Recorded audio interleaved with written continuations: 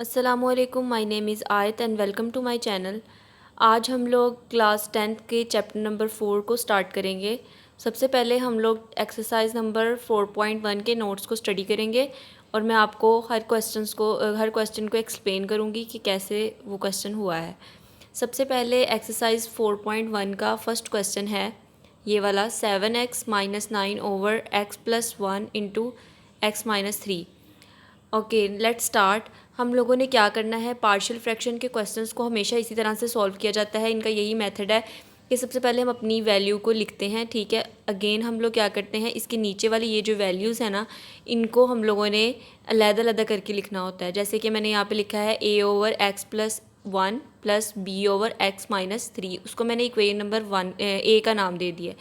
फिर हम लोगों ने क्या करना होता है कि हमने ये जौन सी चीज़ यहाँ पर नीचे होती है ना ब्रैकेट के, उसको हमने मल्टीप्लाई करवाना होता है बोथ साइड्स पर। अब जब हमने मल्टीप्लाई करवाया तो ये वाली चीज़ तो उस मल्टीप्लाई वाली चीज़ से कट जाएगी।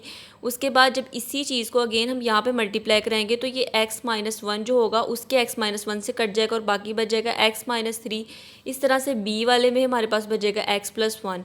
हमने उसको इक्वेशन नंबर 1 का नाम दे दिया है। फिर अगेन हमने क्या करना है, हमने x प्लस जो 1 था उसको पुट करना है 0 के इक्वल, और एक बार हमने x माइनस 3 को पुट करना है 0 के इक्वल। जो वैल्यूज़ आएंगी उसको बारी बारी उन वैल्यूज़ को हमने इक्वेशन नंबर a में पुट करना है, ठीक है। अब हमने क्या किया, सबसे पहले x प्लस 1 को 0 के इक्वल पुट किया है तो वो क्या आया है, x is equal to minus 1। तो x is equal to minus 1 को हमने इस इक्वेशन में पुट कर दिया है, ठीक है। आपकी इक्वेशन जो है वो मज़ीद सिंप्लीफाई हो सकती है किस तरीके से, अगर आप इस a को नेक्स्ट अंदर मल्टीप्लाई करवा दें और b को भी मल्टीप्लाई करवा दें, इस तरह ज़्यादा आसान हो जाएगा, आपको कोई कन्फ्यूजन नहीं रहेगी। लेकिन इस तरह से भी ठीक है। हमने माइनस 1 को इक्वेशन 1 में पुट कर दिया है हर जगह पर, तो हमारी क्या हुआ है, a की वैल्यू आ गई है। अगेन हम लोगों ने x माइनस 3 जो हमारा था उसको इज़ इक्वल टू 0 किया है, तो हमारे पास जो है x की वैल्यू आ गई है पॉजिटिव 3। उस पॉजिटिव 3 वैल्यू को हमने इक्वेशन नंबर 1 में पुट किया है। जब हमने पुट किया है, पहले हमारे पास a की वैल्यू आई थी, लेकिन अब हमारे पास जो है वो किसकी वैल्यू आएगी, वो हमारे पास आएगी b की वैल्यू। ये देखें b की वैल्यू आ गई है। अब जब दोनों वैल्यूज़ आ गई हैं ना हमारी, तो हमने क्या करना है, उन वैल्यूज़ को उठाकर हमने इस इक्वेशन a में पुट कर देना है, और तो हमारा जो होगा वो लास्ट वाला आंसर आ जाएगा, ठीक है। अगर हमारा फॉर एग्ज़ाम्पल यहाँ पर b is equal to minus 3 आता तो फिर क्या होना था, यहाँ पर प्लस का साइन था और वो जो माइनस होना था वो प्लस माइनस माइनस यहाँ पर बन जाना था। लेकिन इस क्वेश्चन में ऐसा नहीं है, तो फिर यहाँ पे पॉजिटिव का साइन ही रहेगा। अगेन ये वाला जो क्वेश्चन है ये देख लें, ये सेम क्वेश्चन नंबर 1 की तरह से होगा, ठीक है। उसको मैंने अगेन इस तरह से ब्रेक किया है, वही वाला मेथड उसको यूज़ करते हुए क्वेश्चन को सॉल्व किया है। इस क्वेश्चन में अगर हम लोग देखें तो ये थोड़ा डिफरेंट है पहले दो क्वेश्चंस की निस्बत।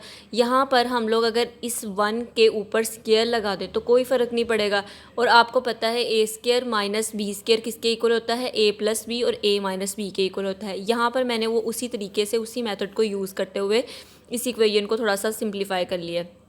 उसके बाद अगेन वही वाला पुराने वाला मेथड सारा इस क्वेश्चन में यूज़ हुआ है, ठीक है।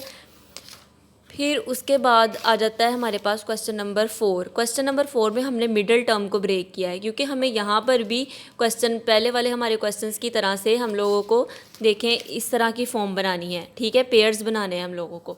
तो पेयर्स कैसे बन सकते हैं, अगर हम मिडिल टर्म को ब्रेक कर दें, ठीक है। हमने यहाँ पर मिडिल टर्म को ब्रेक किया है, कर हमारे पास यहाँ पर क्या हुआ है कि आ गए हैं हमारे पास आ गई हैं हमारे पास सेट्स आ गए हैं, ठीक है। अब हमने उन सेट्स को अगेन वैसे ही सॉल्व किया जैसे हमने पिछले वाले क्वेश्चंस में सॉल्व किया है। फिर हमारे पास लास्ट पे जाके इक्वेशन नंबर a में वैल्यूज़ को पुट कर दिया और हमारा क्वेश्चन जो है वो सॉल्व हो गया। अब क्वेश्चन नंबर 5 आना चाहिए था 4 के बाद, लेकिन मैंने यहाँ पर 8 क्वेश्चन सॉल्व किया। हम पहले 8 क्वेश्चन को देख लेते हैं। क्वेश्चन नंबर 8 जो है, अगर आप देखें ऊपर भी इस तरह से एक लंबी सी इक्वेशन लिखी है, नीचे भी लिखी है, और हमने पहले कोई भी क्वेश्चन जो है वो इस तरह से नहीं किए, तो मैंने यहाँ पर रफ़ में इसको सॉल्व करके बताया है। हम इस इक्वेशन को इस पर डिवाइड करेंगे, ठीक है। जब हमने डिवाइड करना है ना, यहाँ पर देखें, जब हमने डिवाइड करना है तो हमारे पास ऊपर क्या आ जाएगा, 2x प्लस 3। तो इस 2x प्लस 3 को हम लोग कैसे करेंगे, 2x plus 3 plus 8x minus 4 over 3x का स्क्वायर माइनस 2x माइनस 1 इस फॉर्म में लिख देंगे, ठीक है। अब हमने क्या करना है, इस चीज़ को लेना है। ये चीज़ हम लास्ट पे पुट ज़रूर करेंगे, लेकिन हमने हर क्वेश्चन में जो ऐसे सॉल्व होता हो इस चीज़ को लेना है, ठीक है। फिर हमने इस चीज़ को लिया है, लेकर अगर हम गौर करें तो अभी भी ये हमारे पास वो जो इस तरह की फॉर्म में नहीं आ रही। तो हमने क्या किया, इसके नीचे वाले टर्म को, मिडल टर्म को ब्रेक कर दिया और यहाँ पर 2 हमने बना लिए हैं अपने सेट।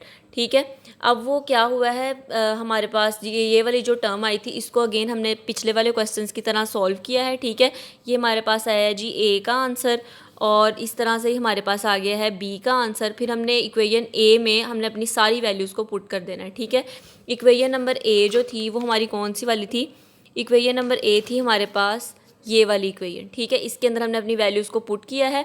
पुट करने के बाद अगर अब आप लोग गौर करें, जो लास्ट में जब हमने डिवाइड किया था तो 2x+3 उसको हमने नहीं लिया था, लेकिन वो इस लास्ट वाली टर्म में जब हमने ए में वैल्यूज़ पुट की हैं तो वो यहाँ पर आ गया है। ठीक है, उसके बाद आ रहा है हमारे पास क्वेश्चन नंबर 5। वो क्वेश्चन भी सेम पीछे वाले क्वेश्चन की तरह से ही हो जाएगा हमारे पास सॉल्व।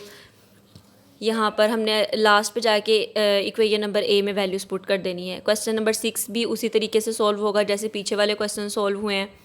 ठीक है, अब ये क्वेश्चन जो है, इस क्वेश्चन को अगर आप देखें नीचे तो हमारे पास ये इस तरह वाली फॉर्म आ रही है, लेकिन ऊपर नहीं है इस तरह वाली फॉर्म। ठीक है, इससे हमने क्या किया है, इन दोनों को हमने आपस में मल्टीप्लाई करवाया। जब आपस में मल्टीप्लाई करवाया तो ये टर्म हमारे पास इस तरह से आ गई। अब आपको याद होगा क्वेश्चन नंबर 8 जो मैंने आपको अभी समझाया है, उस क्वेश्चन में क्या किया था, हमने इनको डिवाइड किया था एक दूसरे के ऊपर। ठीक है, अब हमने अगेन डिवाइड करना है तो हमारे पास ये चीज़ आ गई। जब हमने डिवाइड किया तो ये आ गया हमारे पास। ठीक है, फिर उस क्वेश्चन में हम लोगों ने 8 क्वेश्चन में क्या किया था, इस 1 को छोड़ देना है, हमने जो साइड पर चीज़ थी उस चीज़ को छोड़ दिया था। ठीक है, और इस चीज़ को लिया था। अगेन हमने ऐसे ही इस क्वेश्चन में भी करना है, हमने इस चीज़ को ले लिया है और उसके नीचे जो चीज़ें थी उनको भी ले लिया। ठीक है, अब पहले वाले क्वेश्चंस की तरह सेम ये क्वेश्चन जो है वो सॉल्व हो जाएगा और इक्वेशन ए में लास्ट पे जाके वैल्यूज़ पुट कर देंगे और ये देखें यहाँ पर भी 1 साथ में आ गया है। ठीक है, अब यहाँ पर गाइस हम लोगों की एक्सरसाइज 4.1 जो है वो कंप्लीट हुई जाती है। ठीक है, अब मुझे उम्मीद है कि आप लोगों को मेरी वीडियो पसंद आई होगी। मज़ीद अगर आप लोगों को कोई क्वेश्चन समझ में नहीं आया तो प्लीज़ मुझे बताइएगा, मैं उस पर मुकम्मल वीडियो बना दूँगी। कमेंट्स में मुझे ज़रूर बताइएगा आपको मेरी वीडियो कैसी लगी। और अगर आपको मेरी वीडियो अच्छी लगी है तो प्लीज़ इसको लाइक शेयर सब्सक्राइब ज़रूर करिएगा अपने फ्रेंड्स के साथ। अल्लाह हाफिज़।